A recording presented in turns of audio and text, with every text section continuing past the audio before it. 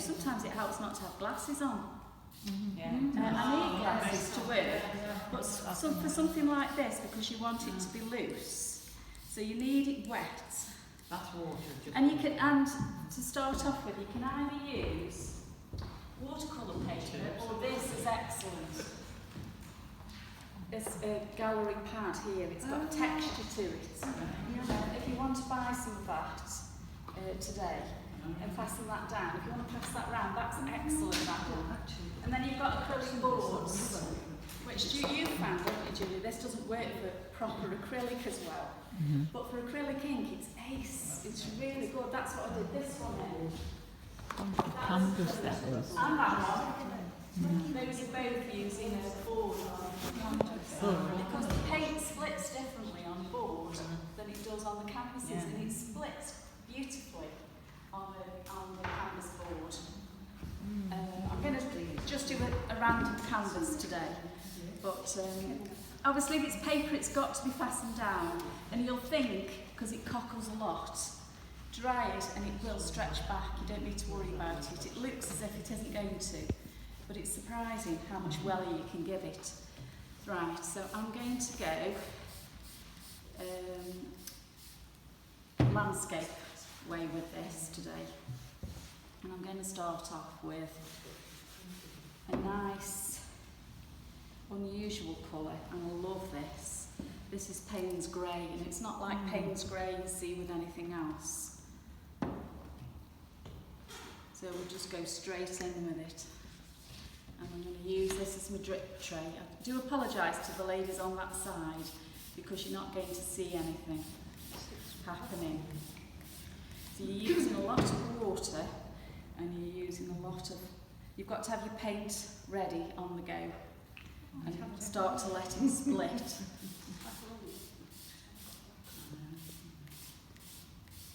And as it's running, you've got to start turning it now, turning it round. I'll start doing it this way, that's probably better. So you can see you're starting to get this interest going. And then in with that now, I'm going to put a lovely deep jade green. Have you got anything in your head? No, nothing. That's the whole point of it.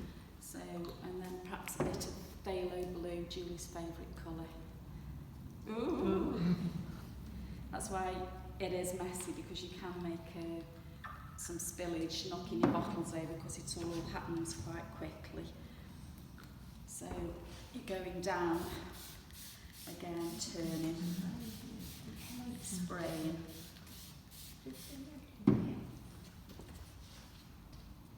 Turning it round until you're getting some lovely shades of colours.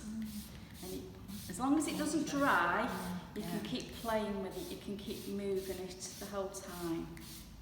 Yeah, you're using quite a lot of water. A lot of water, yeah. A lot of water. That's why when I said to you about that paper, and it's dripping now, this is where it sort of goes a bit crazy. And you get it on yourself and on the table, because you can't help it, because it is such a wet process. That is looking beautiful. And then you can probably now start to put some whites in there over the top. Just straight in. Question. I wondered if it was paint that's gone on. We saw that one a moment ago. And let it mix up. It doesn't really matter what you end up with while you're doing it. And turning again. So you can see you're getting interesting shapes. And then I'll probably start to now think about a bit of symmetry. So what you do on one end, you probably need to start to think about doing on the other, to give it that little bit of, if you're doing a seascape, whatever colours I've used on one end, I should probably start now to think about doing. Can you see the effects? Yeah. How I came up with this, I don't know, but it does sort of work, doesn't it? In a very peculiar kind of way. Although when my husband came in the room the other day when I was doing it, he really did think I'd lost the plot, because I was turning and paint was flying everywhere, and he just, what are you doing?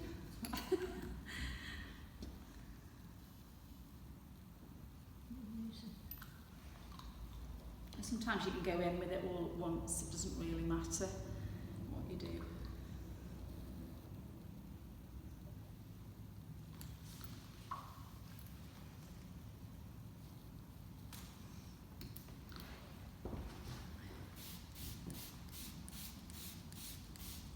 You've got to keep it moving. Once it dries, you're stuck with what that is now, and you don't want it that thick. You can lift it off with kitchen roll as well if you've gone in a bit thick.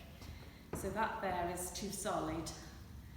So spray it and it will move, it will loosen.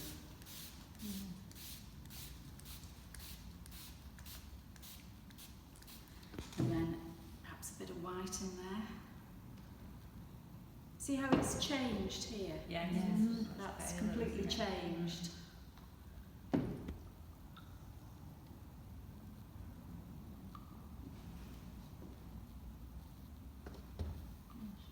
So look at those lovely shapes that that white makes as it flows. Yeah. You've got that feeling of the sea there. Made and you've done nothing. You've just dripped it. So I'm going to go with some dark down the centre now. I think. A dark stripe down this bit here. Are you thinking about that to be a landmass, perhaps? Well, it just needs a bit of differential between the two, perhaps. I'm not sure.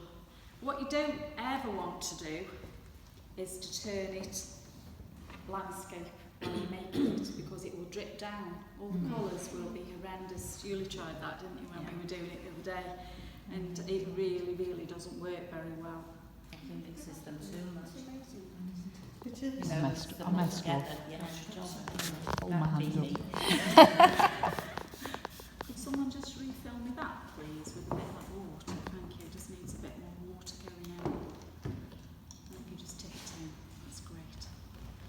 So you're getting some kind of effect. I can't tip it up to show you the way it should be because it'll ruin it. Yes. Yes. So we've got some sort of feeling going on. And now you can take it to the dryer, perhaps, if you wanted to leave it at that. Or you can, and then you can layer on top of it, because you've done this once and there's no reason why you can't do it 6 times, time again, until you get it. See the white, that was lovely when I first put the whites on. It's dispersed a bit. So go back again, do it again. And then you need to decide if you've got a sky or if you've got a sea or water on the go.